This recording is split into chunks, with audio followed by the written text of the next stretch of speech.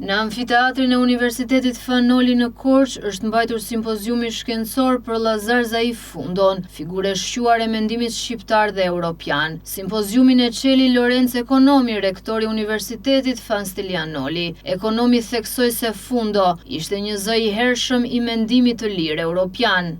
Është një kënaqësi dhe një përgjegjësi e veçantë për mua, si përfaqësues i universitetit, të hap këtë simpozium kushtuar një prej figurave më komplekse, por edhe më frymëzuese të mendimit shqiptar dhe evropian, Llazar Zaif Fundon.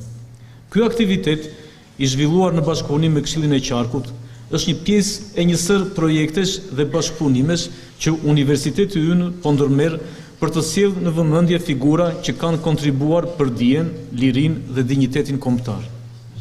Ky simpozium zhvillohet në prag të aktiviteteve të Javës së Evropës, duke i dhënë këtij konteksti historik dhe një dimension simbolik. Zaif Fundo, me idetë e tij, me angazhimin politik dhe intelektual, ishte një zë i ershëm i mendimit të lirë evropian, për të cilin sot flasim shpesh, por që rrallë e përjetojmë me të njëjtën thellësi si ai. Figura e Fundos përfaqëson kurajën për të menduar ndryshe në kohë të vështira, për të kundërshtuar pa hezitim çdo formë dogmatizmi, për të mbrojtur të vërtetën dhe për të mos u mbyllur në kufijtë e ngushtë të nacionalizmit apo ideologjive të imponuara. Përmes angazhimit të tij në manifestin e Vetontenes, një ndër dokumentet themeluese të mendimit federalist evropian, ai dha një kontribut të vyer për një Evropë pa kufi, të bashkuar në liri, demokraci dhe drejtësi shoqërore. Pikërisht, për këtë arsye, studiuesit që do të referojnë sot e kanë një detyrë të rëndësishme, të sjellin Fundon në shumë dimensionet e tij, si publicist, mendimtar politik, aktivist dhe mbi të gjitha si një figurë e vetëdijshme për kohën dhe përgjegjësinë ndaj saj.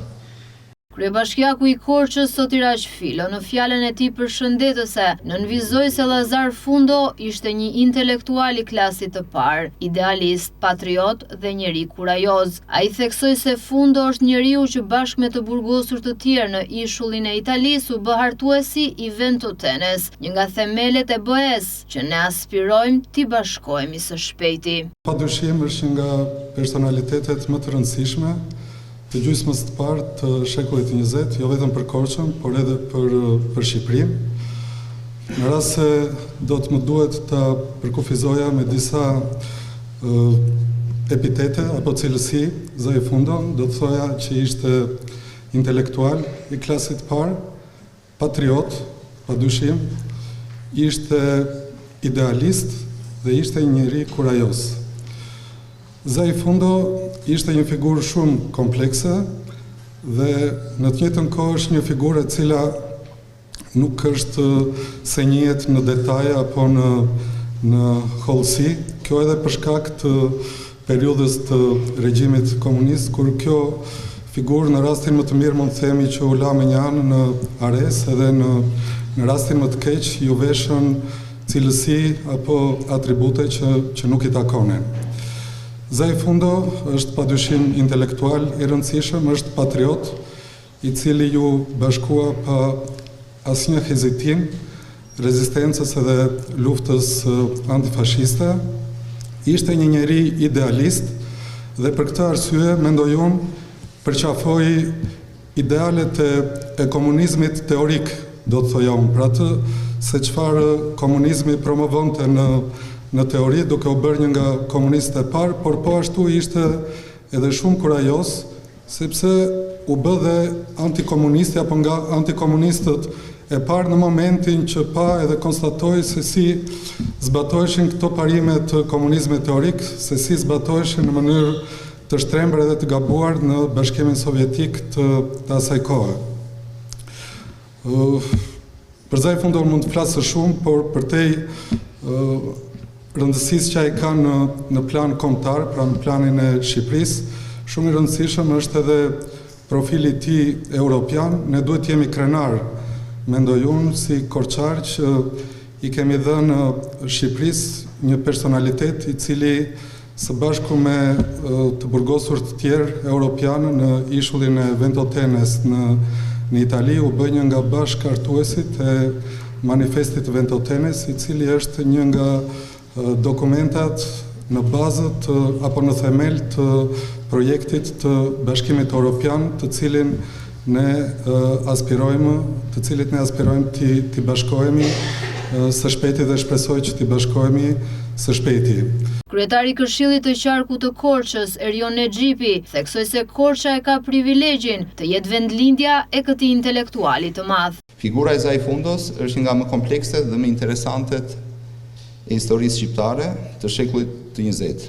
Ai është një personalitet që me mendimin e tij të lirë dhe angazhimin intelektual kontriboi dukshëm në zhvillimet politike, sociale dhe intelektuale të kohës së tij. Korça ka privilegjin të jetë vendlindja e këtij adetari dhe intelektuali, jeta dhe veprimtaria e të cilit vazhdon të zgjojë interes dhe diskutime edhe sot. Fundo, megjithëse vinte nga një familje e pasur dhe kishte mundësi të tjera jete, zgjodhi një rrugë ndryshe, atë të angazhimit aktiv përballë rreziqeve politike dhe sociale të kohës. Ai u bashkua lëvizjeve progresiste dhe antifashiste, duke parë qartë fashizmin si kërcënim ndaj lirisë dhe të ardhmes së vendit të tij. Ai ishte plotësisht i vetëdijshëm për rreziqet që i kanoseshin, por kjo nuk i pengoi të mbante qëndrime të forta dhe të vendosura. Në këto ditë, kur po zhvillohet në Tiranë Këshilli Politik Evropës në kuadër të javës së Europës, vlen të kujtojmë vizionin europian të Zaifundos. Ai besonte në një Europë të bashkuar, demokratike dhe progresiste. Për Fundon, pjesa më e ndërgjegjësuar e shoqërisë është ajo që arrin të dalë nga zonat e reatisë dhe konformitetit, duke kuptuar realitetin dhe duke bërë zgjedhje të qarta dhe të guximshme që paraprin një të ardhme më të mirë për të gjithë.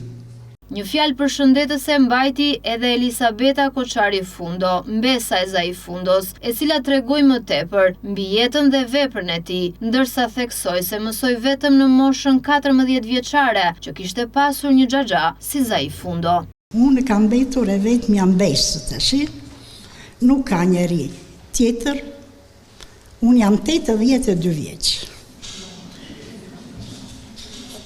Lazarin unë nuk e kam njohur. Unë kam qenë në fëmijë, kur ai u që dënuar, edhe nuk jetonte këtu në vendin tonë. Babaj dhe mamaja nuk na flisnin kurrë për këtë xhaxha. Mund t'ju duke çudi që unë e kam mësuar që Lazari është vrarë nga partia, kur unë kam qenë 14 vjeç dhe vajta në gjimnas.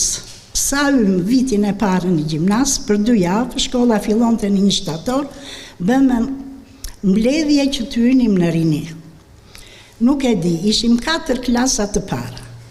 Jo, nxënësit që më njinin mua në shkollë, se ne kem shkolla të ndryshme, dhe kur u bë biografia time, unë kisha shkruar babai është një tregëtar i mesëm, nuk është i dënuar, se këto gjëra dinja. Dhe kështu që e vërteta për baban tim.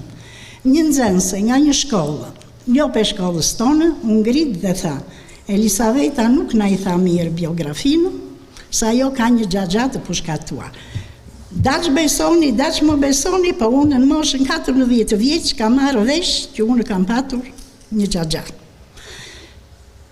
Tash i patëm siklete, se nuk mos në studiuam, nuk mos bëhesh e donjë, po prapë neve e kaluam, unë gjimnazin e bera, yra ndërmarrjen e qilimave, kisha shumë shoqe të mira.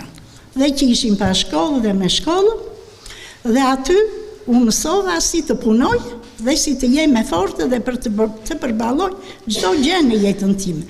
Ju falenderoj edhe njëherë që po bëni kënder kaq të madh për këtë xhaxhan tim. Pas fjalëve përshëndetëse profesor të shquar, folën më tepër mbi figurën e Zaifundos. Në simpozium u shfaq edhe një ekspozitë fotografike në nder të intelektualit poliglot Zaifundo.